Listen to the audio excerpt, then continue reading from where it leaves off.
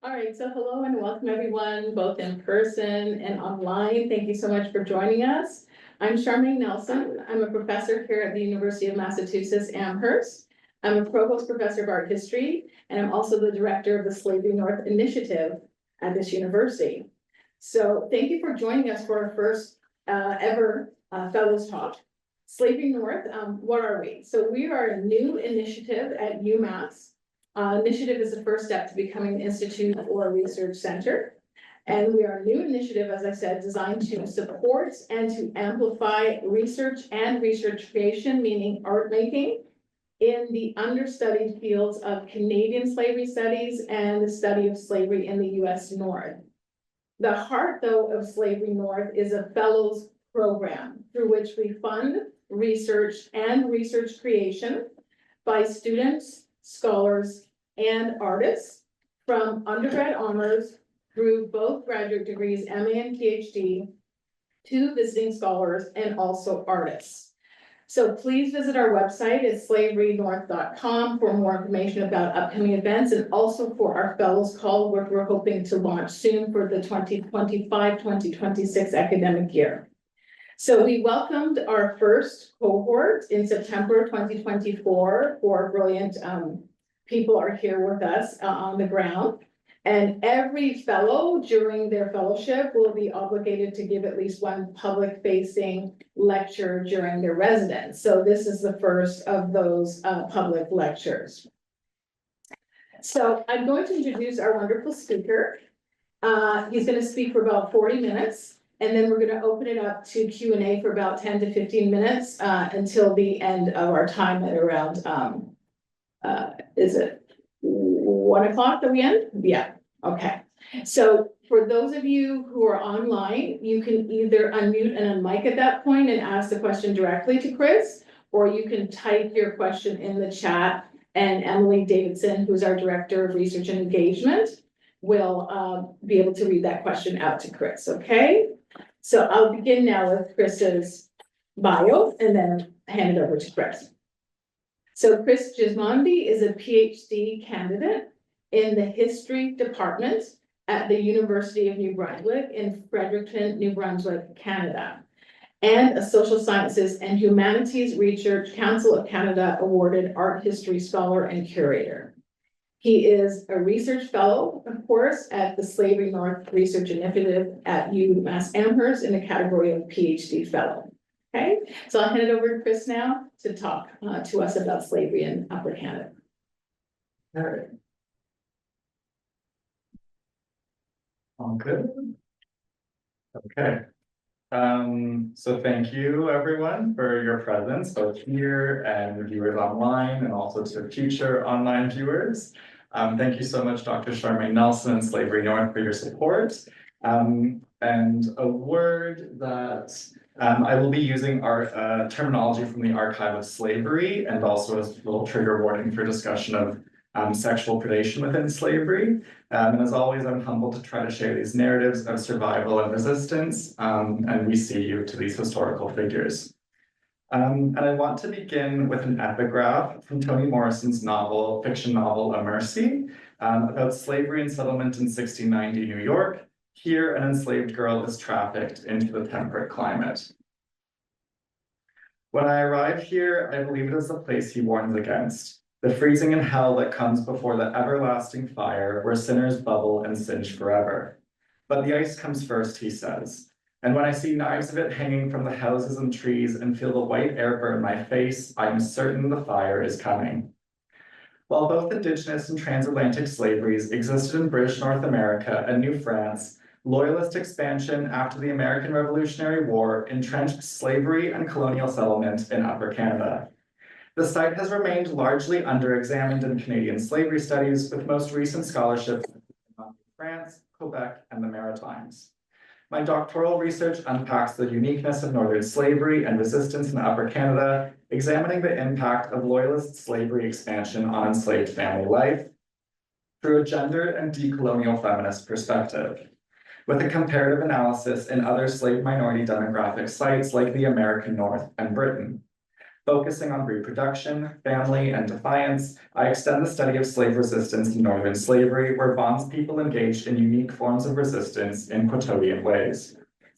What follows is an analysis of slavery in Upper Canada and comparative sites, its gendered and familial dimensions, and narratives of resistance. The institutions of northern slavery were not benevolent. On the contrary, gender and family were exploited throughout northern slavery and the age of abolition via gradual emancipation laws. I will move through various primary source documents and key figures and narratives from my research.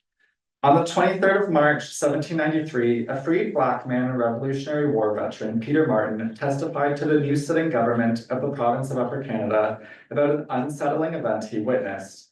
It was the forceful sale of an enslaved girl from the British province across the Niagara River to a buyer in New York State. Peter Martin, a Negro in the service of Colonel Butler, attended the board for the purpose of informing them of a violent outrage committed by an inhabitant of this province residing near Queenstown or the West Landing, on the person of Chloe Cooley, a Negro girl in his service, by binding her and violently forcibly transporting her across the Niagara River and delivering her against her will to certain persons unknown. To prove the truth of this allegation, he produced William Creasley. Although the sale of an enslaved woman was perfectly legal and common, Martin and other witnesses testified about the excessive display of force and cruelty used to subdue Cooley for the transportation and sale. A white observer, William Creasley, verified Martin's account and testified that Cooley's enslaver, Adam Fruman, needed to bind her with rope to load her into the boat. Importantly, Cooley refused to go easily across the river, likely screaming and resisting her passage into a life unknown and uncertain, as Martin described it for officials. The territory of the Great Lakes Peninsula was and always was Indigenous lands, notably the Michi-Sagi-Nishnabeg. New France claimed the interconnected interior waterways as part of the Pédonhaute, or upper country, vital to the fur trade. After their loss in the 7 Years' War, the territory was governed by Britain and British Indian agents who brokered diplomacy, land dispossession treaties, intermarried, and often held enslaved Black people as chattel in distinct displays of power and colonial whiteness. Chloe Cooley was forcibly sold between two enslaving economies, removed from major maritime Atlantic trade, and the plantation worlds often associated with transatlantic slavery. Martin's testimony of Cooley's struggle is considered the catalyst for the law to limit slavery, or gradual abolition, which ascended 4 months later, amending the incredibly isolating regime of inland frontier slavery. It is unknown whether it was Martin's moving testimony, the image of a bound Black woman forcibly sold across the river, or the disturbance of the public peace in the British colony. Regardless, the bill passed despite a majority of slave-owning officials in both houses of the colonial government. But the law immediately liberated nobody. Children born to enslaved mothers after the law passed were indentured from birth to the mother's owner and had to serve mandatory terms until 25 years old. A milestone similar to the average life expectancy of enslaved Black people in Quebec, continuing to steal their most vital years. These laws span 1780 to 1804 in Pennsylvania, Connecticut, Rhode Island, Upper Canada, New York, and New Jersey. The burden to wean the colonies off chattel slavery was passed on to families, enslaved females, and women's reproduction, yet continued access to exploitable Black labor. This mechanic has evaded scholarly scrutiny in most American states and also passed these measures to slowly eliminate or ambitiously improve slavery.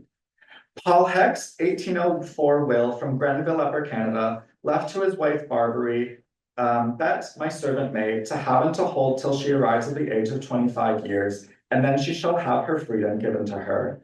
This stipulation of the will's formation after the law of gradual abolition signals that Bet is likely an indentured Black woman to the Heck estate and was born to an enslaved woman in the colony after the law's passage.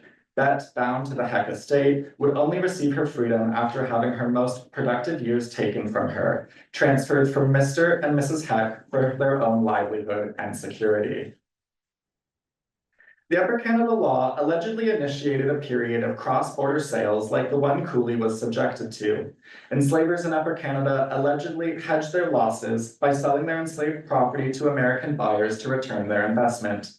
Although such a thesis has gone unchallenged, others posit that many enslaved people may have taken liberation into their own hands and fled to American territories. However, these ideas are largely assumptive and unfounded if we assess the limited archival data available for the region of Upper Canada, which suffered administrative turbulence. A belief that Upper Canadian enslavers immediately sold their property after 1793 displaces slavery from Canadian history and negates the very real and continued impact of slavery during the Age of Abolition as it was experienced and resisted by enslaved women and families.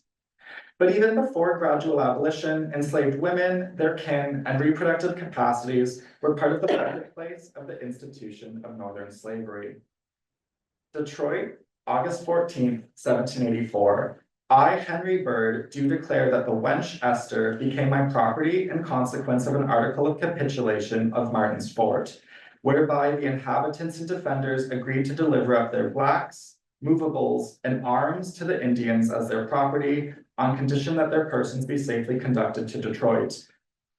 Continuing again down below, I do hereby make over and give away my right and property in the said wench and her male child to William Lee on consideration of having cleared for me 16 acres of land. Captain Henry Bird. So far, this is all we know of Esther, her story, and her son. She's recorded as a spoil of war, a commodity, a payment, and a mother. Esther was taken from her British American enslavers during a raid into Kentucky led by Henry Bird in 1780, with the help of Shawnee allies in the American Revolutionary War. Bird made sure to justify and formalize his ownership of his new property as he brought her back to British Quebec in Detroit Amherstburg, becoming Fort Malden.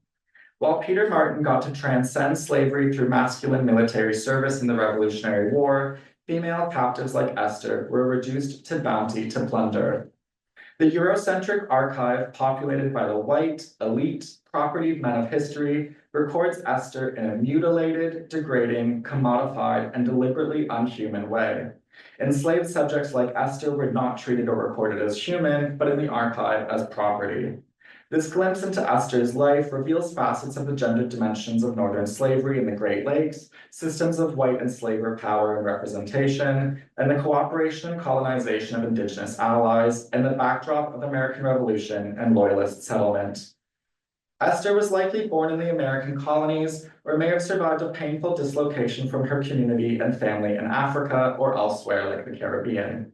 The name Esther was likely not of her own choosing, certainly not was the moniker and slur wench Bird reduced her to.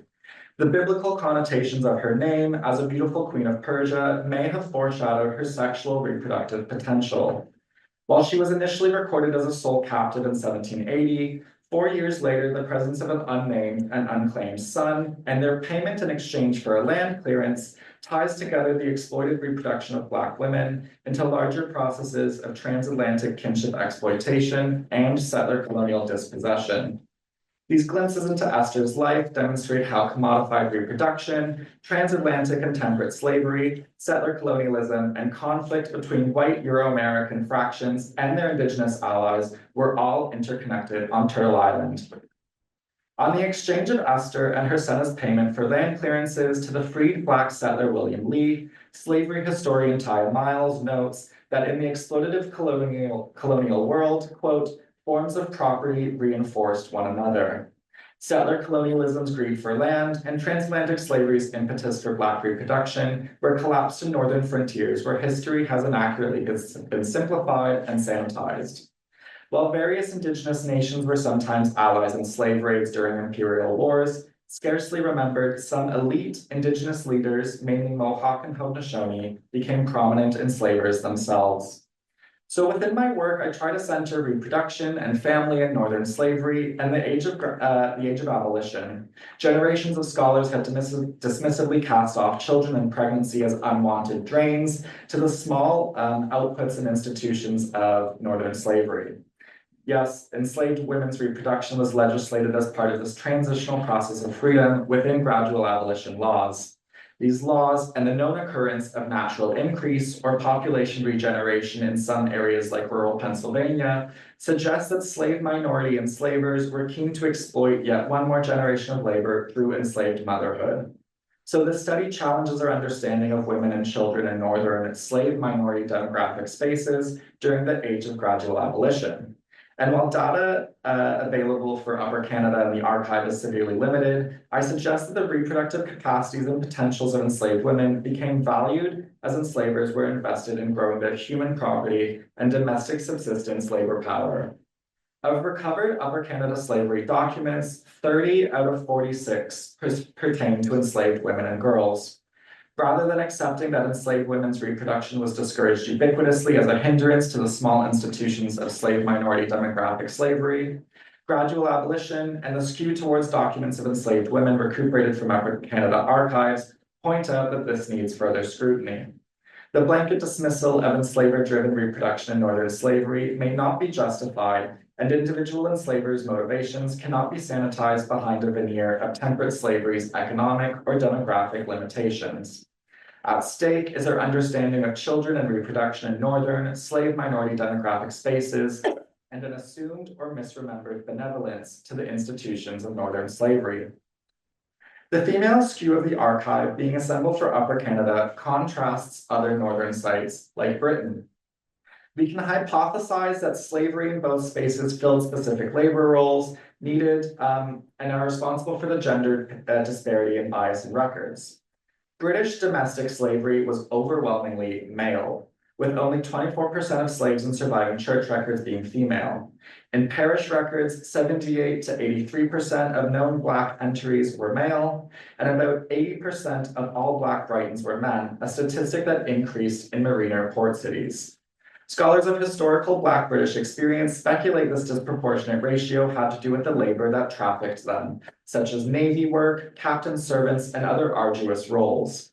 The gender disparity follows London's regional economic activities, with naval and merchant ships concentrated in the Thames, in neighborhoods like Greenwich and Deptford, and service to government, aristocrats, and financiers concentrated in Westminster and the Royal Exchange. Black sailors faced constant threats of manipulation, sale, and captivity, or re-enslavement from enemy crews sold around the Atlantic. This precarity is unsurprising given ships as key targets and strategies for runaways, a tactic that left freedom seekers and freed enslaved and bound Black sailors susceptible to coercion. Exemplary of the masculine nature of the British metropolitan slavery, as a domestic state paper folio, a letter from Captain John Dunkley to MP Andrew Stone about a dispute. Of 2 Negro men that I purchased of Captain Thomas Andrews was by a warrant from this Grace of Newcastle taken out of my ships on a complaint made by Mr. Wells, then King of Spanish Minister, here on his pretending they were mulattoes born free in the King of Spain's dominion. Now, sir, as I intended these 2 Negroes to be part of my ship's crew, and as the ship is in waiting in Gravesend, Kent, for them, must I care you will send them on board with all convenient speed for a ship of virtue and wages. Dunkley's plea records that the use of enslaved men in the Navy was likely rampant, and that captains brought enslaved sailors into Britain. Thomas Andrews' will is not itemized, and leaves to his brother all goods, chattels, and estates, along with generous sums to his parents and siblings. The story of Captain Andrews and Dunkley demonstrated that British Navy captains sought out enslaved men for their crews at home and abroad. The population of Black men in London did not go unnoticed by contemporaries. In a 1738 print, 4 times of the day, William Hogarth's Noon Scene satirized a Black man fondling a pie woman in the streets of the St. Giles slum. The juxtaposition on the left is opposite a Huguenot church letting out, portraying the couple as fallen, brazen, and unsightly for the public sphere.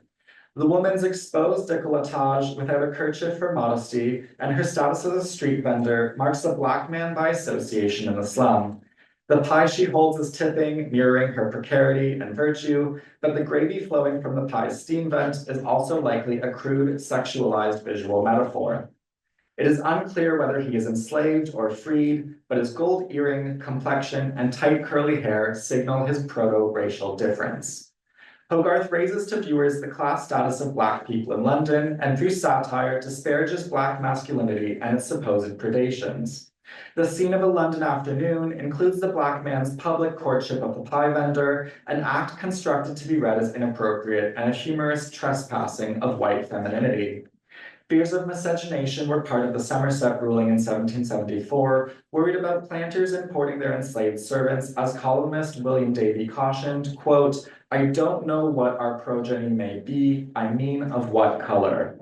Such couplings like the one satirized by Hogarth would not be scandalous if there were sufficient black women within London or Britain to limit the supposed interracial romantic transgression. In defense of slavery at the trial, the limitations of feudal whiteness were called to police racial mobility and fend off miscegenation and protect white femininity in the heart of empire. Returning to Upper Canada, some of the documents I've recuperated and used in my research include 9 wills. In the second paragraph of his 1811 will, Reverend John Stewart in Kingston passes to his wife Jane, my female slave Louisa, and all her children. In his 1794 will, Neil McLean, also of Kingston, bequeathed to his wife Mary, my 2 Negro servants, Sussex and Kate. Only Robert Isaac de Grey used his will to manumit his black woman servant Dorinda and 2 sons. One from John Butler Sr. in 1796 included caveats about the gradual abolition law and future rulings. A parcel of land, together with the buildings and improvements thereon, I hereby consent to him, my said son Thomas, his heirs and assigns forever. Likewise, a Negro boy named George, I give unto his son, John Butler, until the said Negro arrives to the years that the law directs to receive his freedom. And also, a Negro girl I give unto his daughter Catherine, named Jane, which girl is to remain her property until discharged from her service as the law directs. John Butler Sr. passes to his grandchildren, John and Catherine, each an enslaved child. The document brings into questions how the Butlers acquired the children. He continues in his will, and likewise, I give and bequeath to my son Andrew, a Negro woman named Pat. Unfortunately, it is confirmed that for Jane, she is not indentured, but enslaved for life. She was baptized the 6th of January, 1793, before the passage of gradual abolition. Reverend Robert Addison states that Jane at the baptism was, quote, Martin, Colonel Butler's Negro, was the daughter of Martin, Colonel Butler's Negro. This conclusively identifies her father as Peter Martin, but no documents make mention of Jane or George's mother, likely to be Pat. Martin's experience with the institution of slavery continued since his partner Pat and children George and Jane were still held in slavery by his employer, Butler, possibly with the advantage of him remaining in close proximity to his family. Enslaver and Indian agent Daniel Klaus supported Butler Sr.'s loyalist property loss claims and detailed the pathway of freedom for Peter Martin. Peter and his brother Richard Martin were enslaved to the Butlers in New York's Mohawk Valley. They were raided by Patriot rebels and sold at auction, with Richard dying in 1783. Peter Martin fled his Patriot enslaver kidnappers and returned to Butler, enlisting in the British Loyalist military service as a runaway slave and freed man. Under Dunmore's proclamation as a fugitive slave from Patriots, he was granted freedom. Peter Martin eventually was also granted 300 acres of land in 1797 and petitioned for his brother's land to sell and purchase his enslaved son Thomas, likely a 3rd child. We can see the tangible ways Martin intended to use the lands promised to him by the British Empire for his loyalty to establish stable family lives. It was likely Martin's standing and status in the community that permitted him to testify to the treatment of Chloe Cooley in 1793. Unfortunately, rich in land, his wife and children remained enslaved to the Butlers in a colonial world. Black veterans were eligible for certain privileges of colonial citizenship, which they could attempt to leverage for familial and personal advancement. The story of Peter Martin, his freedom from Loyalist military service, and his children George, Jane, and Thomas, whose mother is likely Pat, is a remarkable story. Butler separated the children and mother to different households as his white family was enriched by the splintering of an enslaved black family. We can take solace that the Butler clan were in close proximity to one another in Newark and Niagara. Thus, George and Jane may not have been separated far geographically from family and caretakers. They would, however, no longer be under what limited protection their enslaved mother or employed father could offer, split across different households, farms, and estates. The same can be said for Pat, transferred as ownership from the butler patriarch to his son. Notice ran away from the subscriber, a servant black woman by the name of Bet, with a male child, 2 years old and upwards, Roswell Levens, Belleville, 1818. When Bet made the decision to flee Belleville, she was paradoxically steeling herself and protecting her indentured son Tom from the transitional labor regime that was supposed to eradicate slavery in the colony. Her flight and attempt at family preservation recalled issues like the commodification of enslaved women's reproductive capacity. It is unclear if the enslaved were aware of political or legal news, like gradual abolition, and its profound implication for their lives. Yet runaways like Bet and Tom, or Peter Martin's witness to Chloe Cooley's treatment, suggest that judicial knowledge was likely far spread beyond enslavers to the enslaved and free Black community.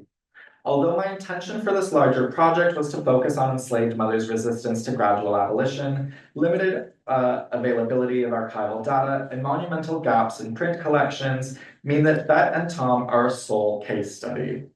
Of 15 recovered print ads, both sale and fugitive, Bet is the only fugitive slave advertisement for a mother running with a child in Upper Canada, who happens to be fleeing after gradual abolition and whose son is indentured rather than enslaved. So we can take Bet and Tom as a microhistory to explore the predations of gradual abolition, continued exploitation of Black labor, child indenture, and the fight for family preservation. For a myriad of reasons, enslaved women seem to have attempted escape less frequently, navigating their own children, enslaver childcare, domestic duties which tied them to the estate or household, in contrast to enslaved men who likely had greater mobility from enslaver surveillance. In Pennsylvania and other newspapers from the Mid-Atlantic, men represent 91% of runaways in fugitive print culture. For New York Hudson's Valley, only 21% of advertisements mentioned enslaved or servant women. Thus, female freedom seekers represent a minority of documented cases and its archival footprint. Notably, when women did choose to resist slavery through flight, they were usually of childbearing age. Between 20 and 40, represented 2/3 of female escapes in Pennsylvania. This contradiction between slavery's inheritance and kinlessness was in stark contrast to how slavery functioned as an economic and labor security for white enslavers. This is recuperable from documents like wills, where white families, husbands, wives, and children benefited from slavery as bound labor, liquid capital, debt repayment, and the exploitative reproductive potential of enslaved women. James Gertie's 1816 will, writing in the southwest region of Essex, Upper Canada, passes to his children, enslaved women and their potential future increase. I also bequeath to my said son James the following 6 Negro slaves, or such of them as may be living at the time of my death: Jim or James, Hannah, Joe, Jack, Betsy, and Tom, and also the children which may hereafter be born of the said Hannah and Betsy. And to my daughters, I bequeath my Negro maid called Sal, and also a Negro woman called Nancy, with her 5 children, which said Nancy was the property of the deceased mother of my said children, intended by her for my said daughters, and also the children who may hereafter be born of their bodies, or the bodies of their children respectively. Gertie intended to pass to his son 6 enslaved people and any children born to Hannah or Betsy. To his daughter, he gifts them their mother's enslaved woman, Nancy, her 5 children, and the maid, Sal. The contrasting discrepancy between inheritance and its racial sexual parameters are laid bare. In a blatant example of the difference in legal and racial sexual power between white settler enslaver civility and economic security, contrasted harshly against enslaved bondage and perpetuity and family precarity. The generational curse of slavery was recognized in Gertie's extension of bondage to Sal and Nancy's commodified children and potential grandchildren, had gradual abolition not interfered in the appropriation of their children as capital. So heterosexual sexuality in the long 18th century entered new developments from the secrecy and confines of previous generations' religious suppression.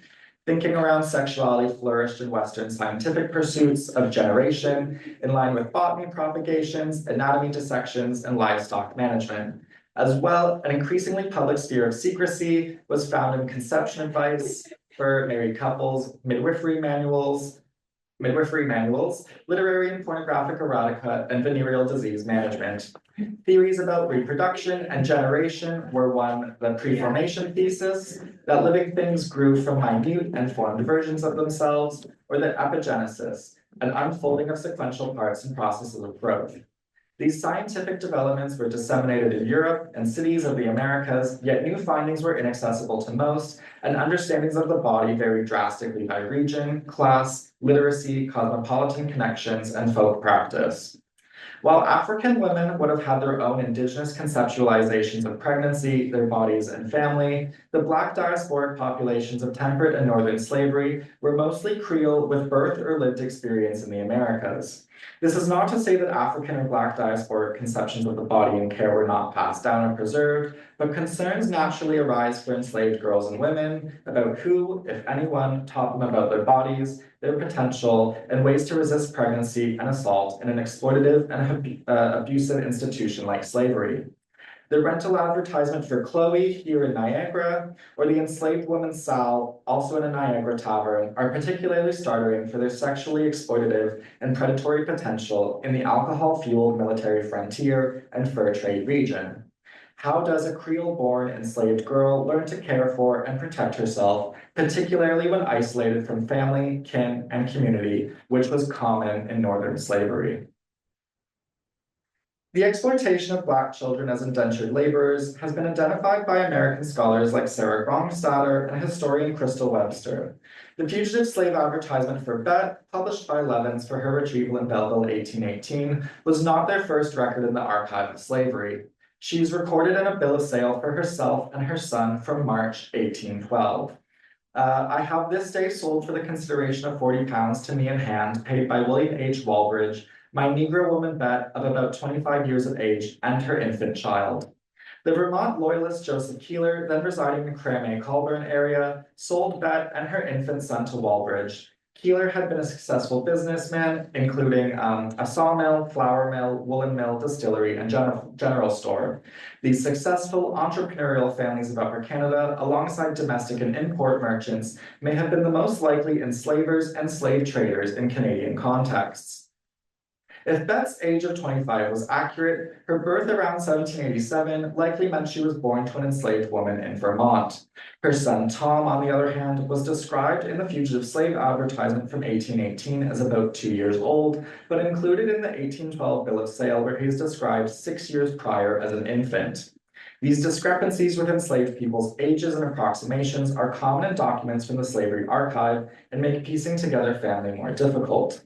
As well, these younger, inaccurate descriptions may be symptomatic of stunted development, malnutrition, neglect, and duress under slavery.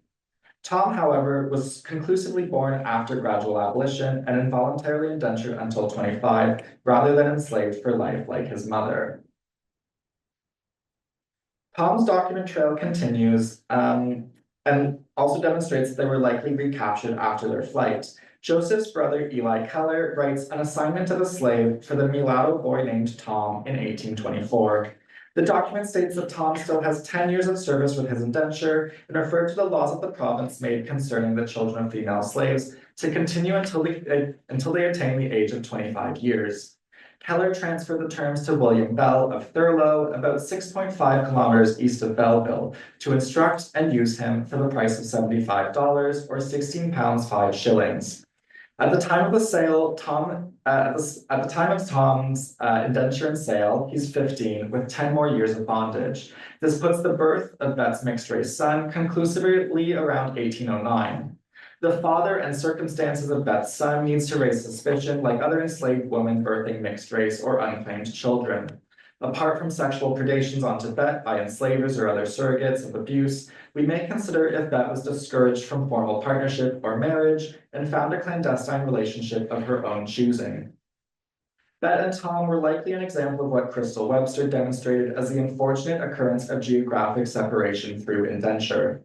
Families or mothers in northern cities voluntarily placed children into orphanages and risked their children being bound to distant rural sites. Bet's flight in 1818 demonstrated a desire to live as a free family without the separation and labor exploitation of slavery, indenture, and or to escape immediate threats. possibly to prevent sexual exploitation and the further commodification of her reproductive potential and her kin's labor. The fugitive slave advertisement demonstrated that Roswell Levins purchased Bet from the Walbridges sometime before the flight. Her sale for $100 demonstrated the value placed on her feminine labor and commodified reproduction, since her son's indenture was also sold to Captain McIntosh. When Bet fled with Tom, it is unlikely they were laboring on the same estate, given the several transfers of ownership, and they may have seized or made an opportunity to flee together with some success, since the fugitive slave advertisement ran for 3 or 4 weeks. In Ancaster, Lawrence Larson, bound to Peter Gordon in March 1803, and Thayer until she came of age at 18 years old. The document is microfilmed, distressed, folded, and illegible in parts when introducing Thayer as a 9-year-old orphan, supposedly without racial qualifier. Her service to Gordon would end in 1812 based off data in the contract, and she would receive at release clothing, 1 complete new suit of apparel suitable for such an apprentice, a good feather bed, and 1 good cow of 5 years old. The cow would have afforded Thayer an independent livelihood as a dairy producer rather than condemn her to service. We may surmise that Thayer was white based off these generous stipulations upon release.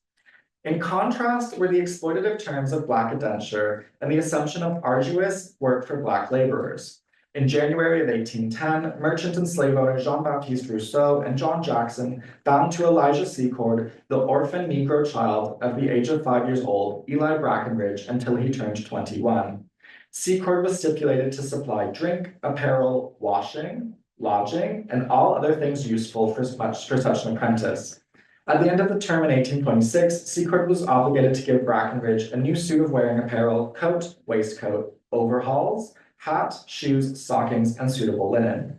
Unlike Anne Thayer, Brackenridge's overhauls and the specific inclusion of washing may suggest he performed and was expected to continue to perform dirty or hard country work in both bondage and freedom.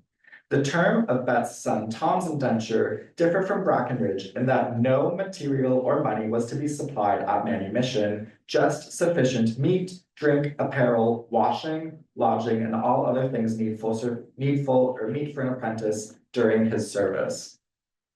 As well, social circumstances remained the same through slavery and gradual abolition's indenture, hardly an amelioration of experience. Enriching others, routine separation, labor exploitation, and mother's reproduction corrupted.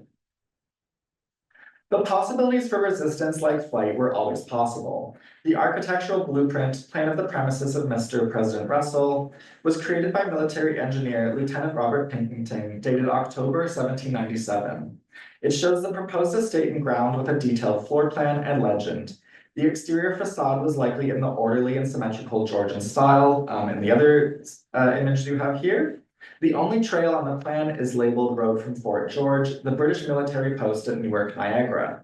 The plan is labeled with Fort George, however, the date complicates this since the capital of Upper Canada transitioned to York or Toronto in 1796 for the naval security of the Toronto Islands and a greater distance from the American border.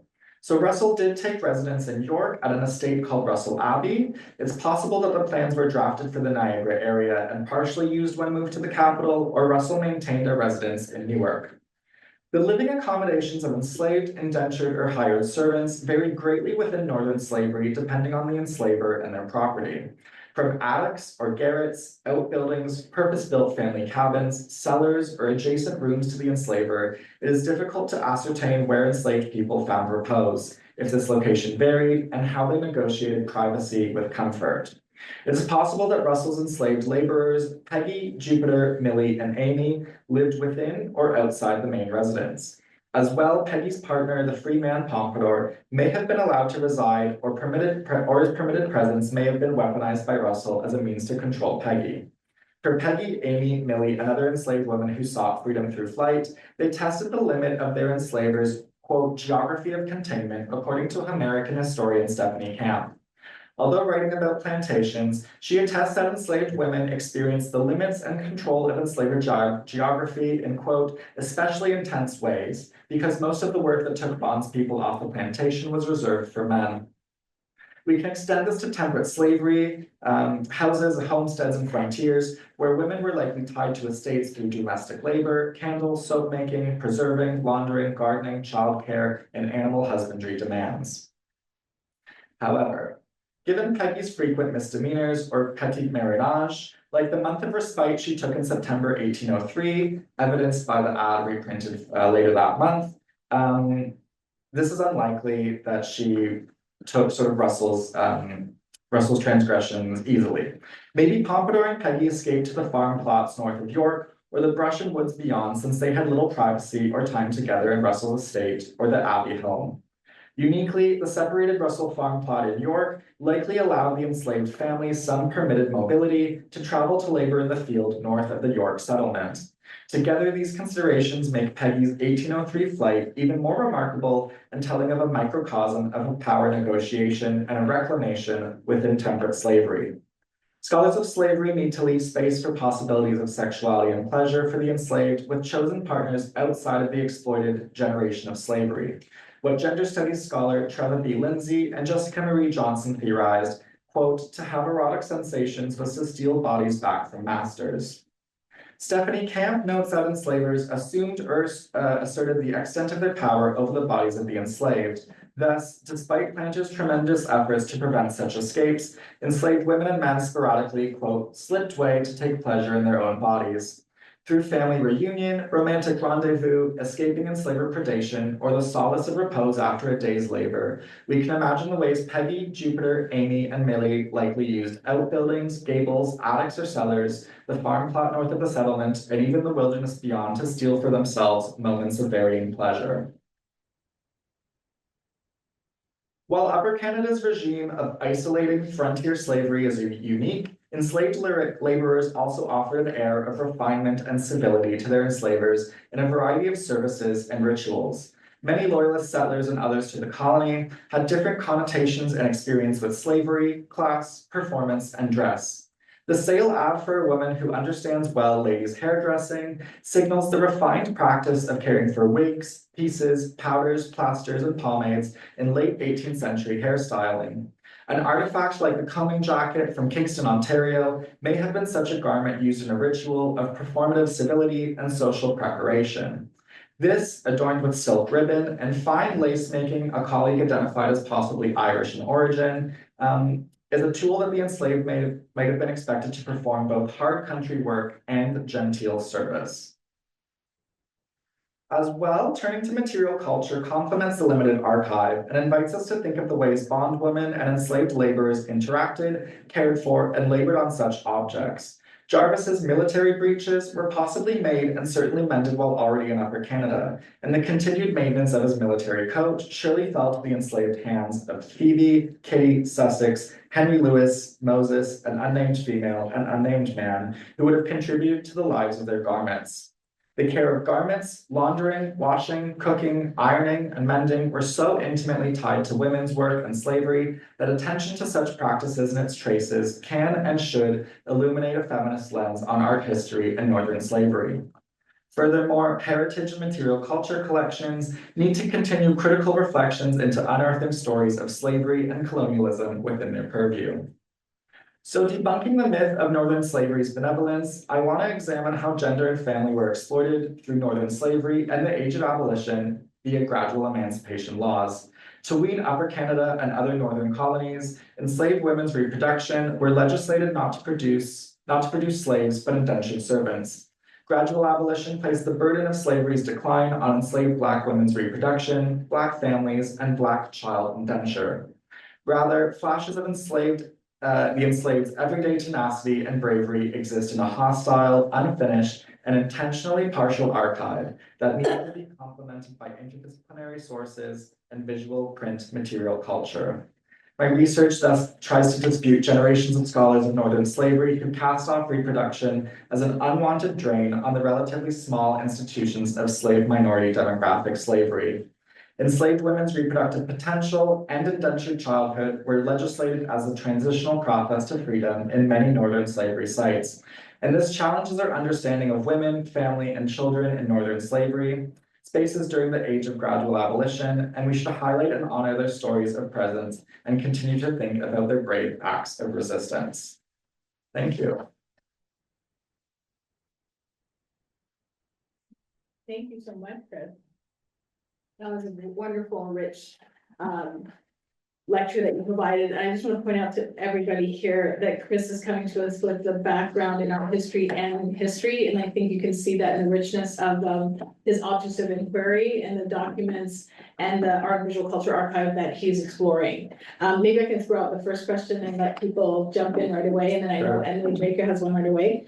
Chris, it was really enlightening when you mentioned that enslaved woman who was traded under the mechanism of being bounty of war. And then, of course, we know as scholars and students of transatlantic slavery studies that the legal status was chattel, which is movable personal property.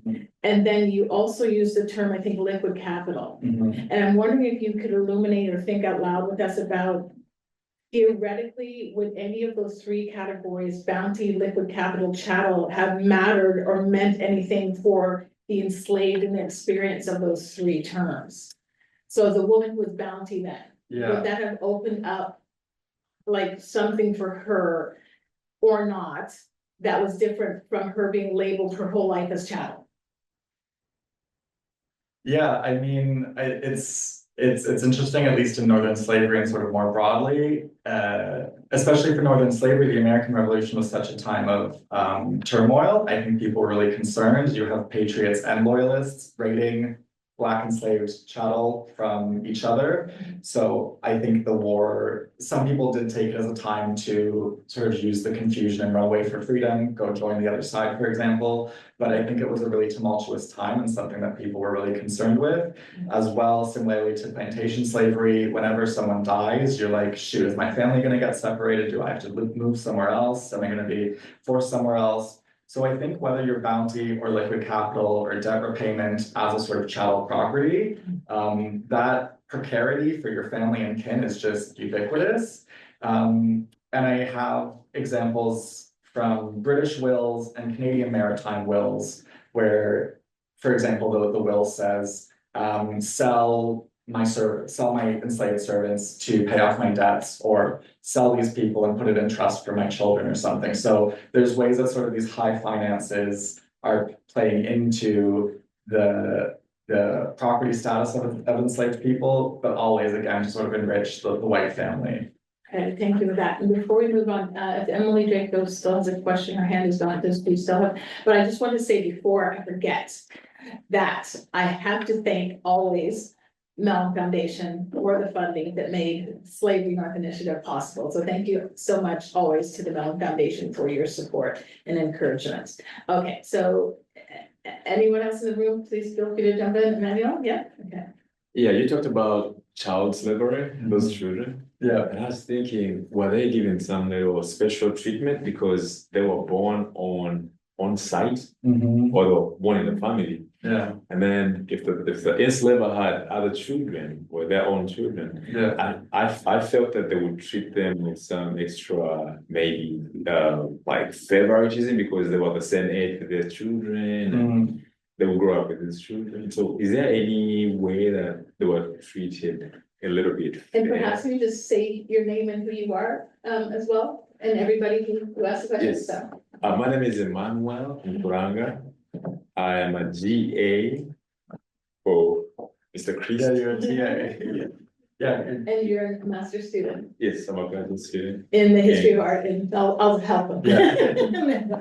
In the Department of History of Art and Architecture. That's right. Yeah. Okay, there we go. So everybody knows Emmanuel. Yeah. So yeah, I think that we would love to take some consolation that maybe children were treated better. I think an example that maybe isn't true is the Butler will. He is giving these enslaved children to other children and to his own children. And so I think for him, it doesn't matter if they're born as part of your homestead. It doesn't matter that you've grown up with them for 10, 16, 20 years. At the end of the day, they're movable property and you can like liquidate them and punish them and do whatever you want with them. So I think that that's a sort of really startling example of these enslaved children are going to enrich my white children. And I don't know if we can take sort of yeah, any sort of comfort in that. And that is a practice that is well documented in tropical slavery and one that's continuing here in sort of northern slavery. And you're making me think of the narrative of Mary Prince, the only slave narrative we have from a woman enslaved in the Caribbean. And why I'm thinking about that too is some of those enslaved children who are being handed down to the will may have been intended to take care of the people they were being given to, right? Because one of Mary's first experiences of being rented out was as a baby nurse, right? So what is that as well, right? And what would that have meant for these people, these enslaved children being dispersed in that way? Okay, Yeah. Thank you, Chris. Other questions, comments? Okay. Chris, can you give us a bit of a lay of the land then, in terms of like situate us, okay, we're in Upper Canada. Yeah. Okay, you told us there's a moment where the capital moves to York, okay? Okay, and we've talked about this. We're not talking about urban slavery. Yeah. We're not talking about plantation slavery. So Yeah. you're theorizing this new concept, if you can share that with us, but also like population wise, for an enslaved person, what is the biggest town? Can we even call it a town? What is the biggest settlement? How far, if someone's fleeing from Belleville, where are they trying to go? To Kingston? Can they have a shot at getting to Toronto? Are the people, is movement on river, by lake, by horse, for enslaved people, is it on foot? Like, can you give us a sense geographically, socially, what it is to live in 18th century Upper Canada? Yeah, so what's become pretty clear is that it's very isolated, and I'm playing around with this term of frontier slavery, because I don't think there's really an urban center. I think even by 1830, the population of York is like just over 1,000 people. So there is a free Black community in York, there's a free Black community in Niagara, but I don't think anywhere where you could sort of like pass clandestinely as a runaway. I don't know where you would sort of run to. I think the biggest urban site would be Montreal. So like, how do you get down the river? How do you get to Montreal? That has a port where you can get on a boat to go somewhere else. The roadways, from my understanding, especially for like the earlier period, 1780, 1790, are pretty poor, pretty poorly connected. So a lot of travel would be maritime on the Great Lakes. So yeah, you might be able to use rivers and some of the waterways in the winter to escape if you're willing to try that, if you're brave enough. But for example, I talk a little bit about Peggy and Peter Russell. Peggy tries to sell her to a Mohawk leader who is quite far inland from where he is in York, Toronto. And that would have been absolutely just pure cutting off of Peggy from her children, because that would have been a journey that could not have been done by horse. I don't think there was a road. So to think about that sort of geographic separation that he was trying to impose on her, trying to sell her from York to this house in Brantford, which is quite inland and sort of quite upriver. Okay. And I have a question in the chat from another fellow, David Montero. So shall I read that to you, Chris? Sure. Okay. So here in USA, we are certainly used to not having a lot of resources for archival material, but I'm astounded to hear about the limits of Canada's. Where does a Canadian researcher like yourself find a will? Is it a website? A library archive? I'd be fascinated to hear more about the challenges of this work. Thank you, David. Chris. Yeah, it hasn't been easy. Charmaine and I have talked lots. The archives in Canada, I don't think are ready for this research and haven't been for some time.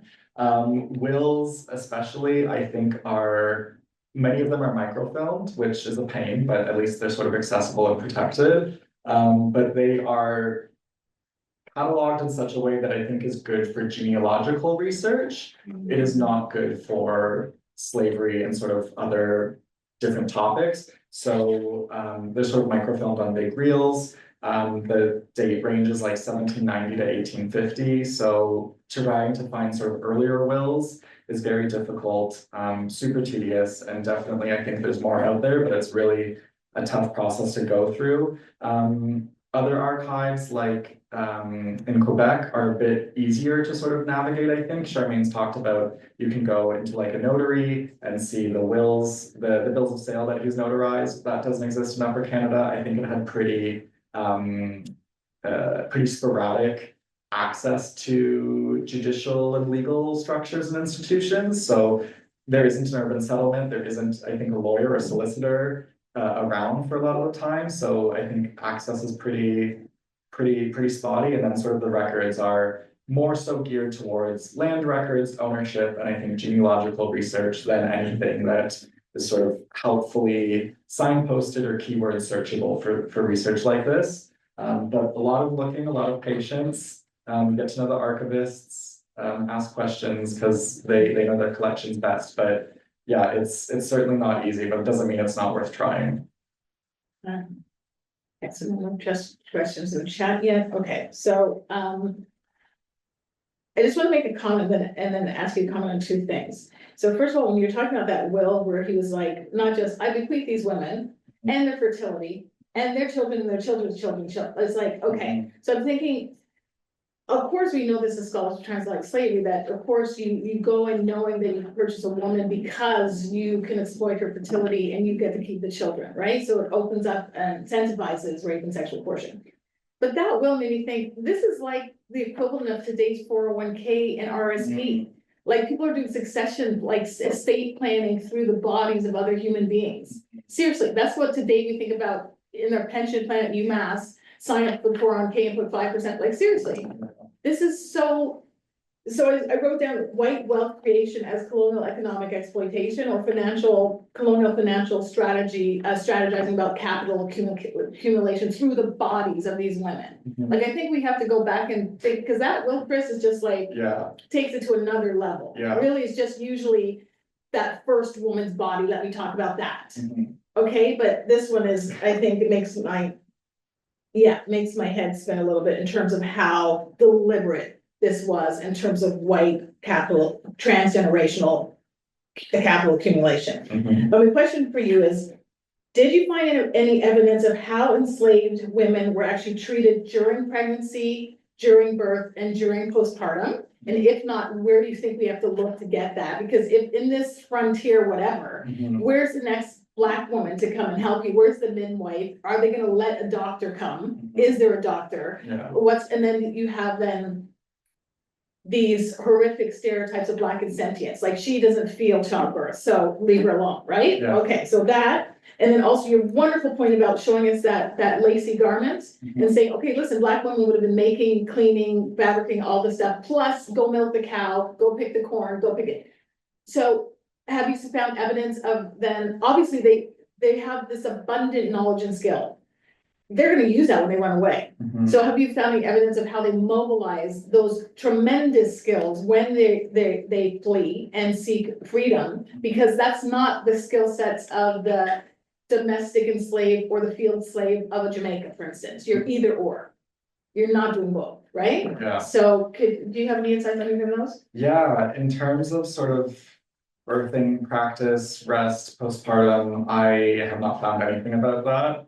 Of course, sort of the archive, mostly populated by elite white men. I don't think they're even sort of writing or concerned about their daughters and wives. Certainly sort of, I haven't found anything yet, at least, about what practice and rest and schedule was like for their enslaved women or indentured women. In terms of there being sort of pretty sporadic access to legal apparatuses, I think as well doctors, sort of formal medical care would have been pretty sporadic and inaccessible as well. So I think you're dependent on whoever's around. I know that oftentimes the sort of women or mistress of the household would be sort of knowledgeable of basic sort of body work, healing work. That was sort of their domain. So potentially sort of other enslaved women or indentured women could help. But again, thinking about sort of like, this is a really isolating regime of northern slavery. You're probably one, maybe two enslaved people in a household. If you're born in the colony, separated from your parents, which is common, who teaches you about that? We sort of just don't know yet, but I think, pretty isolating, but definitely worth following up on. In terms of enslaved women specifically and sort of what they're doing after you were to try to run away, I know of examples, particularly during the American Revolutionary War, where women would just follow the military camps around because all of these men are rotting in their shirts and their bed linen, and so they wander. And so it would be a hard life, but you could make a living as an enslaved woman sort of wandering, knowing that these men are away from wives and mothers and the sort of gendered labor of what you could do, how you could support yourself if you were, if you had run away and were sort of in freedom now. So laundering, at least I know, is one possibility, but yeah, similar for enslaved women, they don't have these sort of skilled trades, things like blacksmith or carpentry, where they could make a bit more of a better living and support themselves. But so laundering, at least with one way, but a really hard life. Right, and the follow the military is very dangerous in terms of sexuality too, right? Yes, Yeah. and then of course, being a laundress maid would have these sort of connotations of Right. prostitution and sex work as well. For sure. Yeah. Chris, thank you for a brilliant lecture. David says, amazing, thank you for that response. Emily, Dracio gave you the clapping emoji. Oh, And the amazing Emily who's doing her PhD at McGill University. Thank you all for attending. Thank you, Chris, for being the first and setting the bar very, very high. Thank you all in the room for being here. We really appreciate it. And please stay tuned. Again, check, we're on, what are we on, Emily Davidson? We're on Instagram, we're on Facebook, we have a LinkedIn. YouTube channel, we're on LinkedIn, Yeah. and we have our wonderful website. So again, there'll be, I think there'll be 7 more fellows lectures this academic year. So please stay tuned, and I hope you'll join us either in person or online. Thank you, everybody, for taking the time to be with us. Appreciate it. Well done, Chris. Thank you.